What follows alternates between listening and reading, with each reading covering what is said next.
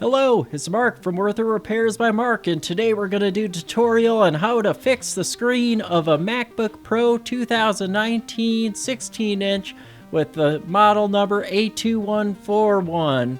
And we're going to do the screen replacement. So first, we got to take off the bottom case, and we'll grab our 4PL screwdriver and remove all the screws from the bottom.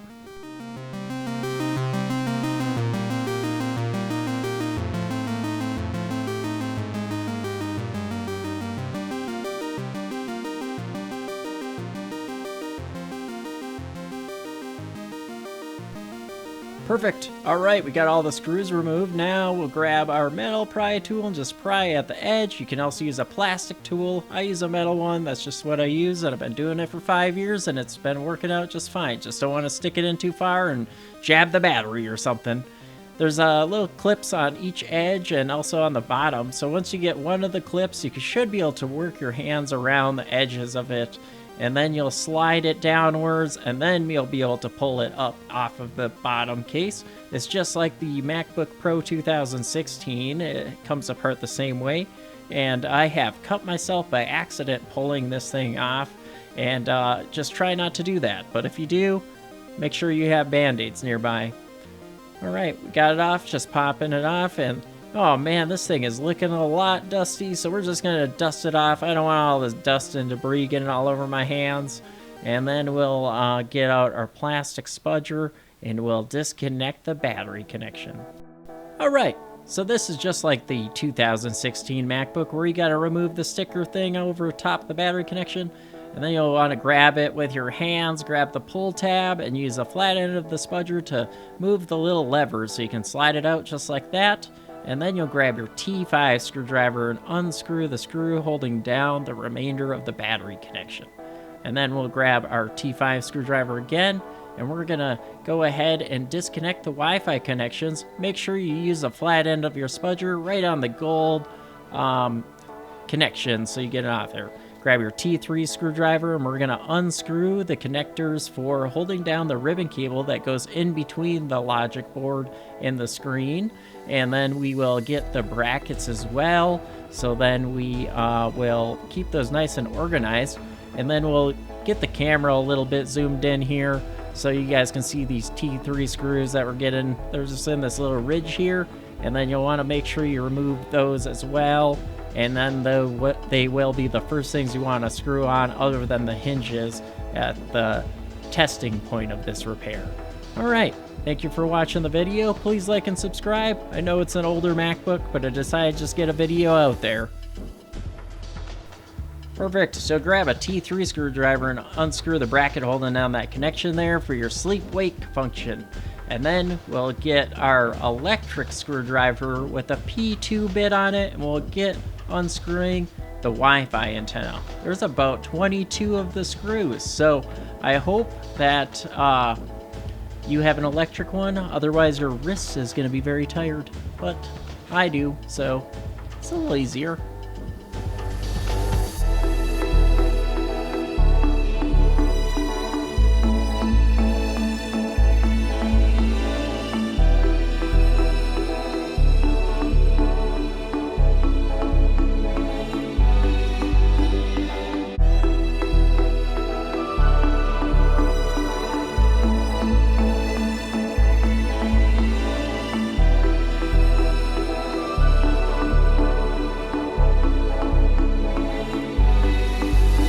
Well, wonderful. We got them all removed. We'll grab our T5 screwdriver and unscrew the screws holding down the bracket that holds down the Wi-Fi antenna, so then we can fully get the screen removed.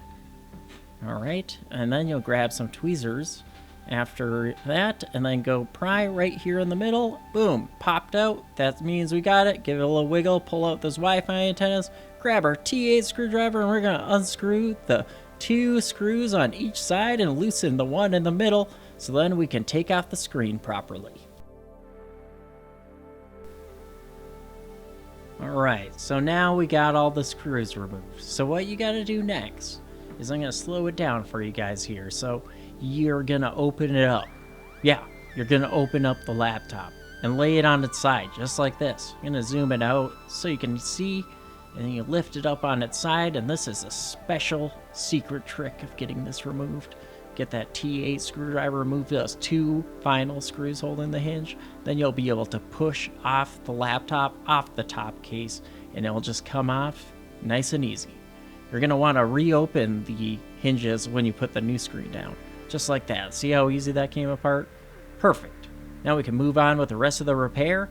Thank you, everyone. Please leave a comment below if you have any questions. We got this part from mobilecentrics.com, and they have some great screens, OEM, aftermarket, anything you want. The screen probably was like $400, I think. It's pretty expensive right now, and I think it's going to continue being that way because this is an Intel chip, like 8-core processor. Anyways, so we'll grab our hinges here, and then we're going to grab our T8 screwdriver, and we'll screw in one at a time. It's a balancing act here. It's hanging on, it's barely even on. You can see it's kind of wobbling, and we'll grab it with a screw, try to stick it in, and then just like twist it up, and then you should feel it go in completely right. Sometimes you got to unscrew them or realign it, and you might have to do that after you close the lid.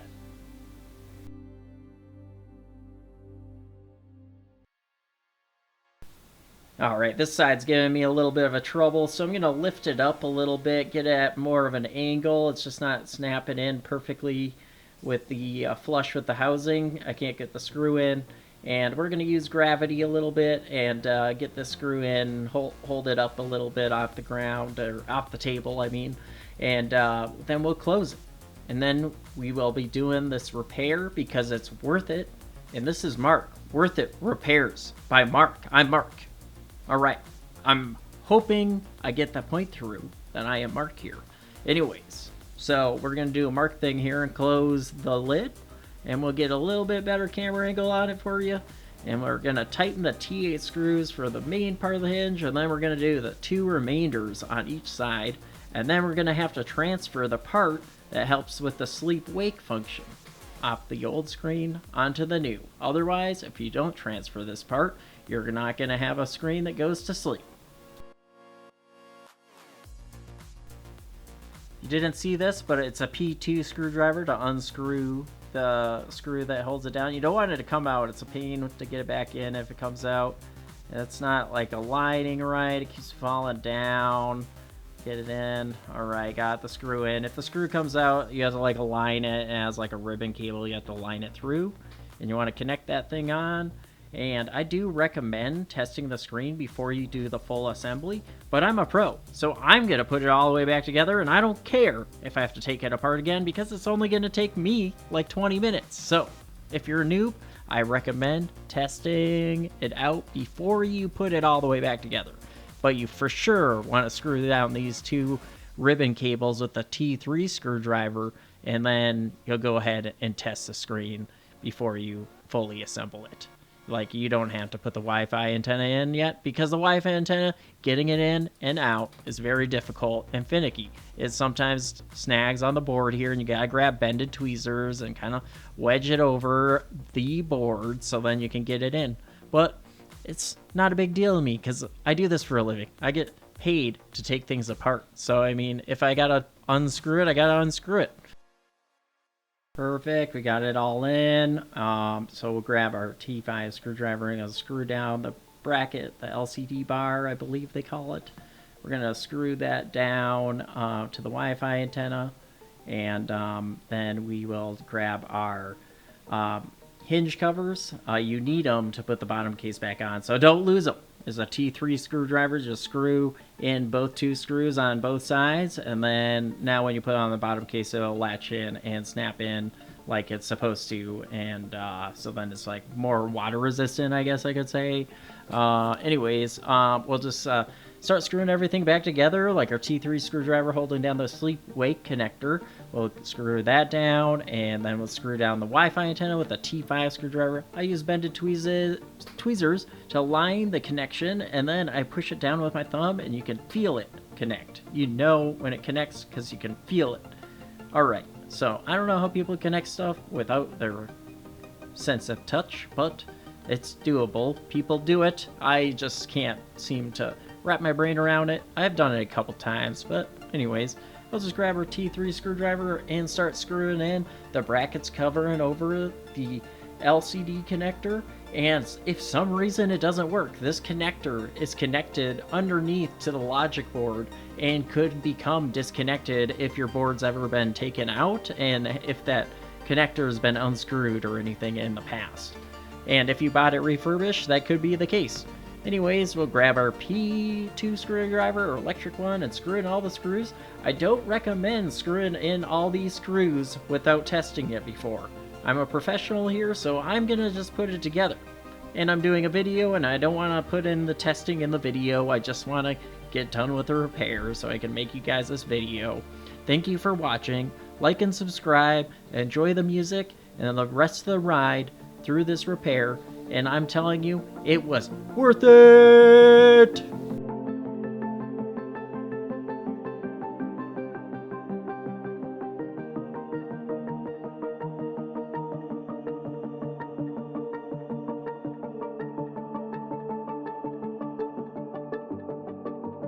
One friendly reminder, when you plug in the battery, you're going to have to plug it into a charger for it to turn on. If you don't have a charger, it's not going to turn on. Alright, so we're going to go ahead, give it a good charge here because it's dead. The screen looks like it's working, but we're going to turn it on and give it a good test.